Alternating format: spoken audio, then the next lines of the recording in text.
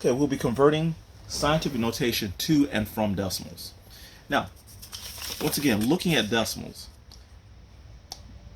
these are three examples of decimals. These are large decimals because the numbers here are in front of the decimal. Anytime you get numbers in front of the decimal, like 5,000, 43, 504, 50, these are large numbers. So we'll represent large numbers with positive. If the numbers are all behind the decimal, like a 0.8925, a 0.0892, a 0.0089, these are small numbers, okay? And we'll represent those by negative exponents. Now, to create scientific notation, all the decimals have to be moved behind the very first number. So to turn any of these into scientific notation, the decimal has to be behind the 5. To turn any of these small numbers into scientific notation, the decimal has to be placed just behind the 8. Once the decimal is placed behind the first number, then we're going to put a times 10 there, and the times 10 will be to a power that will demonstrate whether it was a large number or a small number. So let's start. Here we have 50 as a decimal. We want to turn that to scientific notation. The decimal for 50 is located here. So we're going to move that over twice. Oh, sorry, one time till it gets to 5 is the number here. So let's move it one time. There we go. And now it becomes 5.0.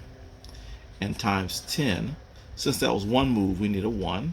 And 50 was a large number, so this will be a positive 1. Okay, next. We want the decimal right here behind the 7. So we'll take 1, 2, 3 moves. And this will make it 7.5. And then times 10. That was 3 moves, so it'll be times 10 to the third power. And since this is a small number, it'll be a negative 3. Okay, we want our decimal right here behind the 3. Right, currently it's right there. So we want 1, 2, 3 moves. So this will become 3.003 times 10. 3 moves is to the third power. And this was a large number, so there'd be a positive 3. Okay. Here, we want this to be an 8 point. So I move the decimal from here to here and then here. And now it's 8 point. Now that was 3 moves, so it's times 10 to the third power. And this was a small number, so we'll represent that by negative 3. Okay, now we're going to turn scientific notation back into decimals here. The decimal for a 9 is actually located right there. Okay, so this is a second power, so this needs to be larger. So we're going to move it over one time, which creates a 0, and a second time, which creates another 0. And so now the decimal's here. So the new number is 900. Okay, here we have a negative 2. So we'll start off with our 9 again. And here's where it is. Here's the decimal.